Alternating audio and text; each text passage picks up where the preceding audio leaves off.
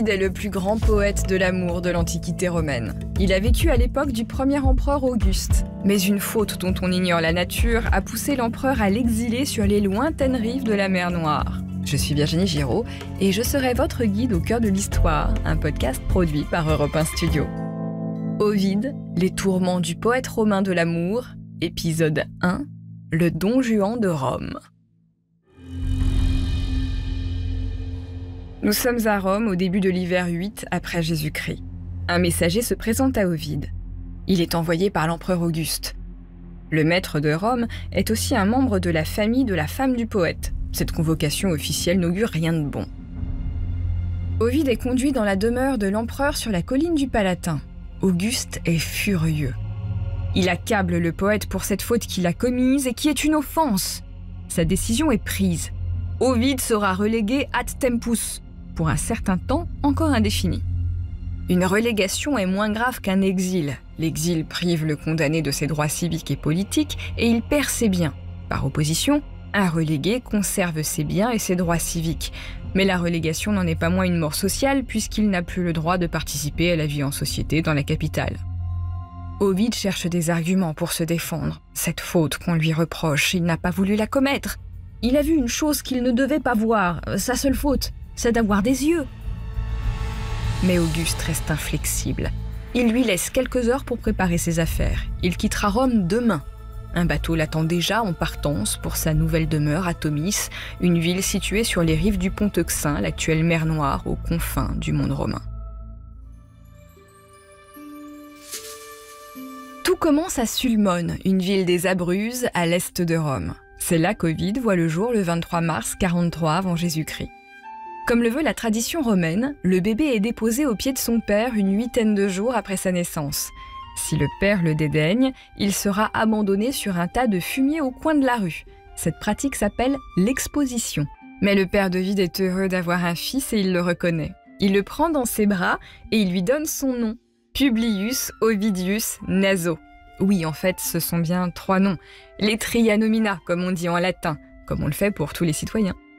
Publius est son prénom, Ovide son nom de famille, et Nason son surnom. C'est comme ça qu'on l'appellera dans le quotidien. Un surnom qui évoque probablement la forme de son nez un peu trop grand. La famille d'Ovide appartient à l'ordre équestre. C'est l'équivalent à Rome de la petite aristocratie. En cette fin de la République romaine, au sommet de la hiérarchie sociale, il y a l'ordre sénatorial. Ses membres exercent les plus hautes magistratures. En dessous, il y a l'ordre équestre. Pour en faire partie, il faut posséder une fortune en terre au moins égale à 400 000 sesterces. Ça correspond à peu près à 304 000 € pour nous, ce qui fait l'équivalent d'un petit studio à Paris aujourd'hui. Mais la famille d'Ovide a des rêves d'ambition sociale, et cela passe à l'époque par une bonne éducation pour avoir un bon métier et faire un bon mariage. Rien de nouveau sous le soleil, comme vous pouvez le constater. Ovide fréquente donc les bancs des écoles où, comme tous les enfants de son âge, il apprend à lire avec l'Iliade et l'Odyssée de Homère qui raconte la guerre de Troie et l'errance d'Ulysse en mer Égée.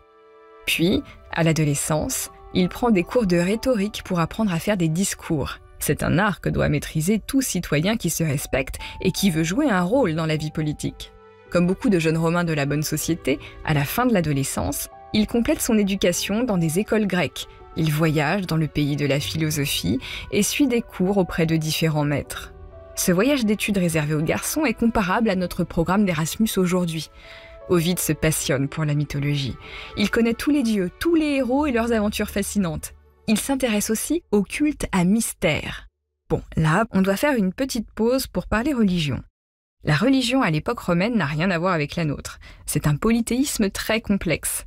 Il y a des dieux pour tout, et au sommet de ce peuple divin, il y a 12 dieux principaux que vous connaissez, Jupiter, le roi des dieux, Junon, sa compagne qui protège les épouses, Minerve, la déesse guerrière de la sagesse, Neptune, le dieu de la mer, Vénus, la déesse de l'amour, etc. Mais ça ne s'arrête pas là. Chaque localité a ses dieux et divinités protectrices. Ça va de la nymphe qui protège une source à la déesse du foyer Vesta dont le feu sacré brûle perpétuellement à Rome grâce aux vierges vestales. Et c'est pas fini. Il y a toutes les croyances domestiques, les ancêtres et les dieux qui protègent la maison et que l'on vénère chez soi. Et puis il y a encore des sortes de clubs autour d'une divinité dans lesquels on rentre à condition d'être initié. Très souvent, ces clubs sont des cultes à mystère. Ça veut dire qu'on découvre par l'initiation des secrets sur cette religion. Et comme ce sont des secrets, ils ne sont pas arrivés jusqu'à nous. On suppose que lors de son voyage en Grèce, Ovide est initié au mystère d'Éleusis, un culte ésotérique dont le centre est la ville d'Éleusis, située près d'Athènes. Il est lié à la déesse Déméter qui fertilise les sols, ainsi qu'à sa fille Perséphone, mariée à Hadès, le dieu des enfers. Ce culte possède une dimension chtonienne, c'est-à-dire tournée vers les sous-sols et la terre. Et plus il connaît les mythes, plus Ovide les met en doute. Comme l'atteste le poème 12 du 3e livre des Amours, Ovide n'est pas crédule. Pour lui, ce sont les poètes qui ont inventé les mythes. Est-ce à dire qu'Ovide serait un athée dans un monde où le divin est absolument partout ? C'est difficile à dire. Mais ce qui est certain, c'est qu'Ovide montre une liberté d'esprit par rapport aux injonctions sociales qui n'est pas banale pour son époque. De retour de son voyage en Grèce, Ovide a environ 20 ans. Il épouse une jeune fille qu'on a choisie pour lui. C'est normal à l'époque parce que les mariages sont l'union de 2 familles et non de 2 individus. L'amour n'a rien à voir là-dedans. Et ce qu'on souhaite à un couple, c'est la concorde, c'est-à-dire une bonne entente et de l'affection. D'ailleurs, cette union sera courte car stérile. Ovide divorce ou répudie sa femme qui ne lui donne pas d'enfant. C'est probablement à cette époque aussi qu'Ovide s'installe à Rome. Il va certainement décevoir tous les espoirs familiaux en refusant de se lancer dans une carrière d'avocat ou dans une carrière politique. Ce qu'Ovide veut, c'est écrire. Il appartient à la dernière génération des grands poètes élégiaques romains. Il est trop jeune pour avoir connu personnellement Virgile, qui a produit la plus belle œuvre romaine, l'Énéide, qui donne ses origines à la ville de Rome en partant de la guerre de Troie. Il n'a pas connu non plus les poètes de l'amour que sont Horace, Catulle, Tibulle ou Properce. Mais ces écrivains ont fondé l'élégie romaine, cette poésie qui, au départ, était une lamentation chez les poètes grecs et qui devient la forme poétique de l'amour et des aventures du quotidien chez les Romains. Ovide sera donc un élégiaque. Son premier livre, ce sont Les Amours, publiés vers 23 avant Jésus-Christ quand il a 20 ans. Au départ, cet ouvrage se compose de 5 chapitres qu'on appelle les livres. 10 ans plus tard, Ovide en fera une réédition où il n'en restera plus que 3. Il a manifestement enlevé des poèmes qui lui ont semblé mauvais en vieillissant. Les Amours retracent la vie d'un séducteur romain qui, en réalité, est un double littéraire d'Ovide dont l'amante favorite se nomme Corinne. Tous les poètes élégiaques ont une amante préférée. Parfois, elle est bien réelle et le poète laisse suffisamment d'indices pour retrouver son identité. Mais comme Ovide le dit lui-même au livre 3, Corinne n'existe pas. Elle est sa création. Pour nous, historiens, elle est un personnage composite qui forme un cliché romain, celui de la courtisane, plus toute jeune parce qu'elle semble avoir la trentaine, mais experte dans son métier. À Rome, les jeunes hommes découvrent l'amour avec les courtisanes, des prostituées indépendantes. Ou plutôt, ils succombent à la comédie de l'amour contre de l'argent. Pour s'attacher son client, la courtisane sait faire attendre, minauder, opposer des rivaux. Et voilà notre Ovide qui nous écrit des poèmes sur l'enfer que représente un dîner avec sa belle quand elle est accompagnée d'un autre amant. Il parle aussi à sa porte qui reste close, ou la dispute parce qu'elle a failli se tuer en prenant un abortif sans l'en avertir. Ovide brosse un tableau de la vie mondaine et amoureuse des Romains dans une capitale qui pratique la drague comme un sport de haut niveau. La vie semble heureuse. On en oublie que Rome est en pleine crise politique. La République se meurt depuis l'assassinat de Jules César. Son petit-neveu et fils adoptif Octave en a profité pour imposer son pouvoir personnel. Il est perçu comme l'homme fort qui a ramené la paix après un siècle de guerre civile. En 27 avant Jésus-Christ, le Sénat a décerné un nouveau surnom à Octave. Il l'a nommé Auguste, c'est-à-dire celui qui a une valeur supérieure aux autres. C'est ainsi que ce surnom va devenir progressivement celui qui qualifie l'empereur romain. Mais l'empire romain du nouvel empereur, Auguste donc, conserve les apparences d'une république avec le maintien des institutions de pouvoir comme le Sénat. Auguste est seulement au-dessus d'elle et gouverne avec elle. Quand Ovide connaît ses premiers succès littéraires, Auguste est donc le maître de Rome depuis quelques années. Il considère que les mœurs se sont délitées à la faveur de la guerre civile. Les gens préfèrent le célibat au mariage et ne font plus d'enfants. Et ceux qui se marient divorcent en fonction de leur dernière toquade. Et puis les adultères, n'en parlons pas, ils sont devenus monnaie courante. Pour Auguste, cette vie dissolue pose problème car elle risque de porter préjudice à la grandeur de Rome. Il va donc méditer un plan pour réarmer l'Empire romain. Les amours d'Ovide témoignent des derniers feux de cette période de liberté des mœurs. Après les amours, Ovide se fait remarquer pour un nouveau livre, Les Héroïdes. Il s'agit d'un recueil de lettres d'amour fictives écrites par des personnages de la mythologie. C'est un nouveau succès qui l'impose sur la scène artistique romaine. À cette époque, les auteurs en vue font des lectures de leurs œuvres dans les espaces publics et il y a un marché du livre qui alimente les bibliothèques publiques et privées. C'est à cette époque qu'Ovide épouse sa deuxième femme, dont il a probablement une fille. Il se pourrait qu'il s'agisse d'une certaine Périlla, qui posséderait elle-même des talents de poète. Mais pour le moment, Ovide surfe sur le succès. Il écrit un traité de cosmétique réservé aux femmes parce que, je le cite, « un joli visage mal entretenu se perdra ». Il témoigne du soin que les Romaines accordent à leur physique. Et ensuite, il écrit son œuvre majeure qui va lui attirer beaucoup de problèmes. Un manuel de drague. Vous voulez découvrir ses conseils ? Rendez-vous dans le second épisode. À très vite.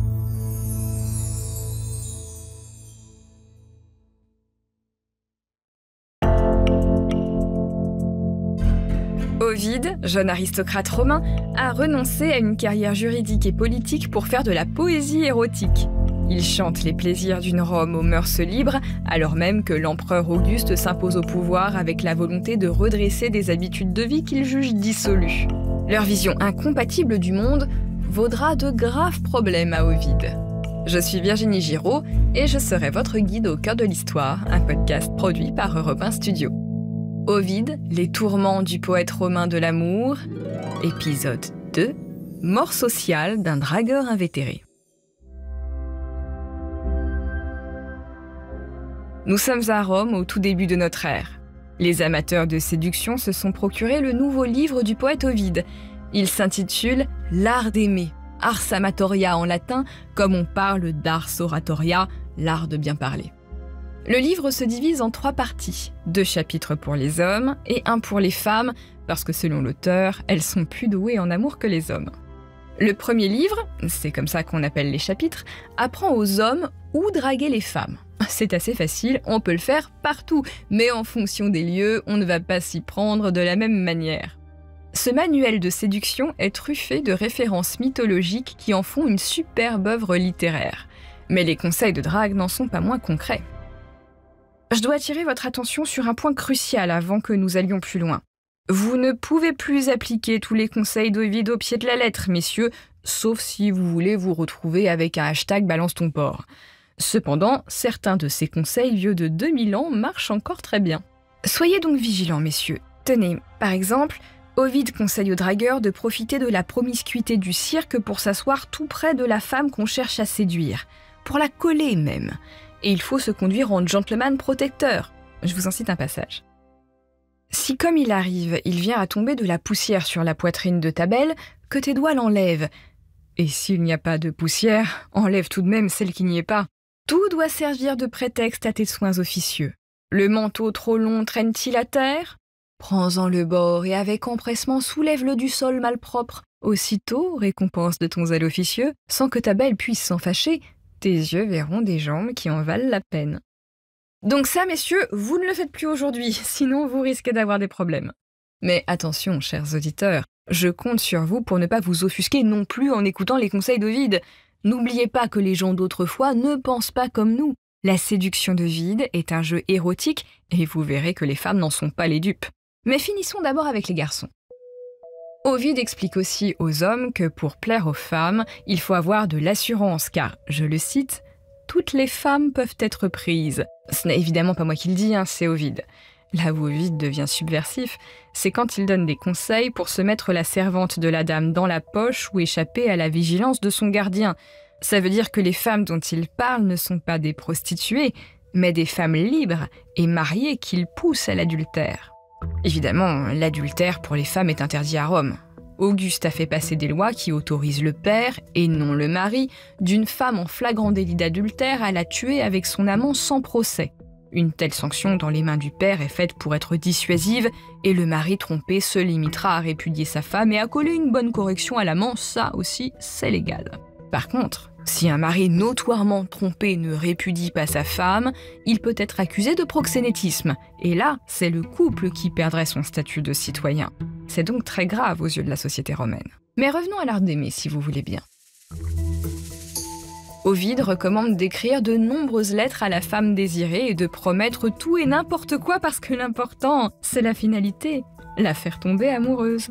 Ovide donne aussi des conseils sur leur physique aux hommes. Pour lui, un homme doit être propre, bien habillé, coiffé, rasé, un peu musclé et bronzé par le sport au grand air, mais pas trop. La sophistication, les bijoux, les épilations, ce sont des affaires de femmes. Un homme romain doit rester un homme. Et puis, arrive enfin le moment du premier baiser. Selon Ovide, on peut le forcer un peu parce que les femmes d'alors ont le devoir de se refuser pour se donner une certaine valeur, mais le poète recommande surtout de ne pas employer la force. La séduction reste un jeu subtil. En revanche, il recommande l'effet de surprise pour voler un baiser en y ajoutant des mots d'amour, des larmes, des confidences. Et oui, un homme romain peut être démonstratif. Quelques larmes au moment opportun ne le priveront pas de sa virilité. Mais Ovide met son lecteur en garde. On ne traite pas une jeune fille sans expérience et une femme aguerrie de la même manière. La clé, c'est l'adaptation. Le second livre, toujours adressé aux hommes, donne des astuces pour faire durer l'amour. C'est la partie la plus difficile, parce que le véritable jeu, c'est de parvenir à séduire. Il recommande donc aux hommes d'être complaisants, aimables, de faire des cadeaux, d'admirer leurs belles, d'être dévoués. Et ça, messieurs, rien ne vous interdit de le faire aujourd'hui. Au départ, tous les compliments seront peut-être un peu forcés, et puis l'amour s'installera avec le temps. Il faut surtout ne pas être jaloux et ignorer les infidélités. Ovide donne aussi des conseils aux hommes pour satisfaire leur aimé dans la chambre. Il est le seul poète de toute l'Antiquité à écrire, je cite, « Quand tu auras trouvé où la femme aime être caressée, que la pudeur ne t'empêche pas de le faire. » Il est le seul auteur à célébrer le plaisir féminin et à s'opposer au devoir conjugal. L'art d'aimer doit se partager à deux et non s'imposer. Et ça, c'est très moderne. Après ces derniers conseils, il passe au livre 3 consacré aux femmes. Dans le monde romain, la femme ne peut pas être à l'initiative de la séduction. Elle doit faire en sorte de devenir un gibier pour un chasseur et il ne faut pas qu'elle soit trop facile à attraper, sinon il n'y a plus de plaisir. La première chose à faire est donc de se faire belle, chacune en fonction de sa morphologie et de ses atouts. Ovide avait 2000 ans d'avance sur le mouvement body positive. Il rappelle aux femmes que c'est l'élégance qui charme les hommes. Comme pour les hommes, il insiste sur les soins du corps, je le cite. « Qu'un bouc farouche ne loge pas sous tes aisselles et que tes jambes ne soient pas hérissées de poils rudes. » Il ajoute que ces leçons sont pour les citadines, pas pour les paysannes des contrées barbares. À cela s'ajoute le maquillage et tous les moyens sont bons pour cacher les petits défauts physiques. Bref, les conseils se multiplient et je ne peux malheureusement pas tout vous raconter. Ce qui est intéressant, c'est qu'Ovide prêche pour une éducation des femmes car pour séduire les hommes, il faut avoir un minimum de conversation. Il met aussi en garde les femmes contre les catégories d'hommes à éviter. À mon sens, ces conseils sont toujours valides aujourd'hui. Il faut éviter les hommes trop beaux qui draguent toutes les filles et surtout, il ne faut jamais croire les belles promesses, jamais. À la fin de son livre, Ovide écrit « Comme autrefois les hommes, que maintenant les femmes, mes élèves, écrivent sur leurs trophées, Ovide était mon maître. » Cet ouvrage politiquement incorrect, incompatible avec la politique de redressement des mœurs d'Auguste, est un succès littéraire. Ovide est connu et contracte désormais un 3e mariage avec Fabia, une femme venant d'une famille de consuls et parente éloignée de l'empereur Auguste. À environ 40 ans, le poète se met donc à fréquenter l'élite romaine. Il décide d'en finir avec la poésie érotique et s'attelle à des sujets plus sérieux. Il se met à traduire des auteurs grecs et se lance dans la rédaction des Métamorphoses, un immense poème où il raconte l'histoire universelle de l'humanité depuis la création à travers les mythes qu'il connaît si bien. Ces mythes condamnent souvent les mauvais agissements des hommes et des femmes qui sont punis par les dieux par une transformation. Par exemple, Diane change le chasseur Actéon en cerf après l'avoir surprise accidentellement au bain. Mira est transformée en arbre à myrrhe pour avoir commis un inceste avec son père en s'introduisant dans son lit dans le noir. Tous les tabous sont donc condamnés comme l'anthropophagie, l'infanticide ou la zoophilie. Mais parfois, la métamorphose est une récompense. Le sculpteur Pygmalion a créé Galatée dans l'ivoire car il refusait de se marier avec les femmes toutes infidèles de son île, et Vénus donne vie à Galatée pour le récompenser de vouloir une femme vertueuse. Au-delà des contes mythologiques, Ovide semble faire allusion à plusieurs reprises à des valeurs néo-pythagoriciennes, une secte organisée autour des valeurs professées par l'antique mathématicien et philosophe grec Pythagore. Cette secte s'intéressait tout particulièrement à l'âme au-delà de la mort et prescrivait des règles de vie comme des interdictions alimentaires. Il était par exemple interdit de consommer des fèves. Il y a aussi une forme de végétarisme dans le pythagorisme, mais il est mal compris aujourd'hui. On ne sait pas trop si la viande était interdite ou si on ne mangeait que certaines parties de la viande préparée lors de sacrifices religieux. Ce qu'il y a de certain, c'est que le néo-pythagorisme pratiqué à l'époque d'Ovide était une religion à mystère. Il fallait donc être initié.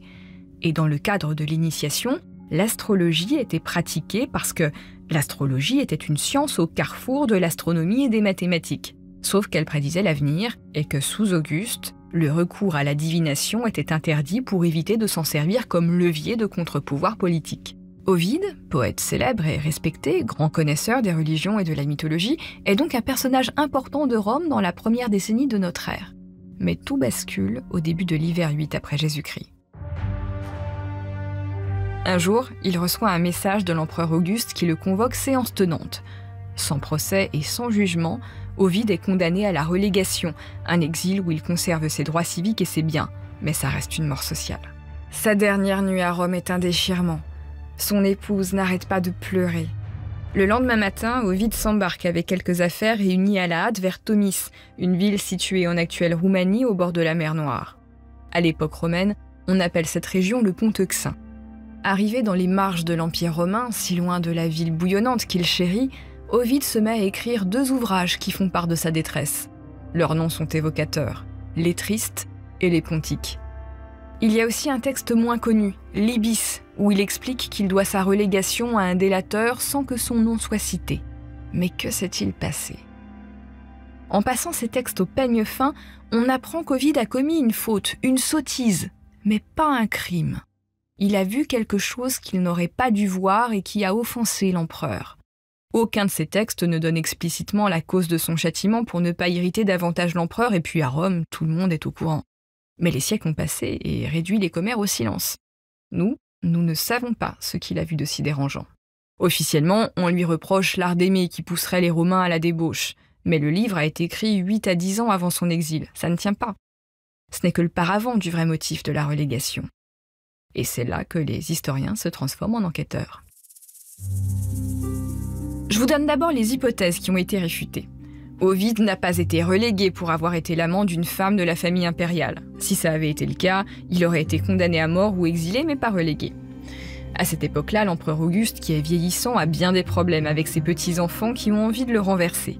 Il a donc envoyé en exil sa petite-fille Julie, autrice d'un complot contre Tibère, le beau-fils de l'empereur, considéré comme son héritier.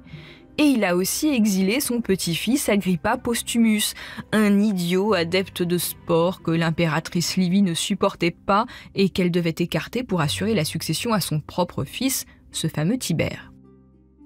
Est-ce qu'Ovide aurait vu quelque chose ? Est-ce qu'il aurait assisté à une scène qui aurait un rapport avec un complot ? C'est possible, mais rien ne le prouve. D'autres historiens pensent qu'Ovide aurait commis une faute religieuse. Selon les uns, il se serait introduit dans une fête de la bonne déesse strictement réservée aux femmes pour le plaisir intellectuel d'en découvrir les rites interdits aux hommes.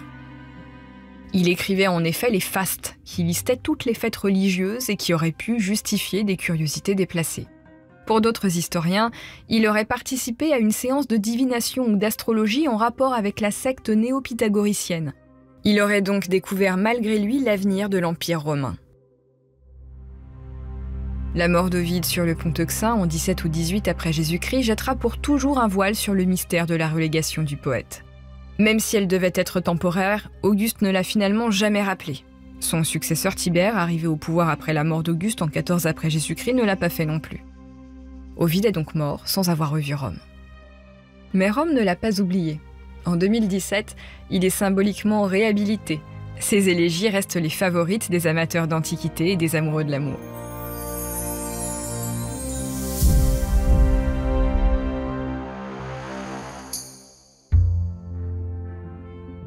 Au cœur de l'histoire est un podcast produit par Europe 1 Studio et contrairement à l'art d'aimer qui se joue seulement à 2, c'est un travail d'équipe. À la production, Caroline Garnier. À la réalisation, Nicolas Gaspard. À la direction artistique, Julien Tarot. À la composition des musiques originales, Julien Tarot et Sébastien Guidis. À la communication et à la diffusion, Nathan Laporte et Marie Corpet.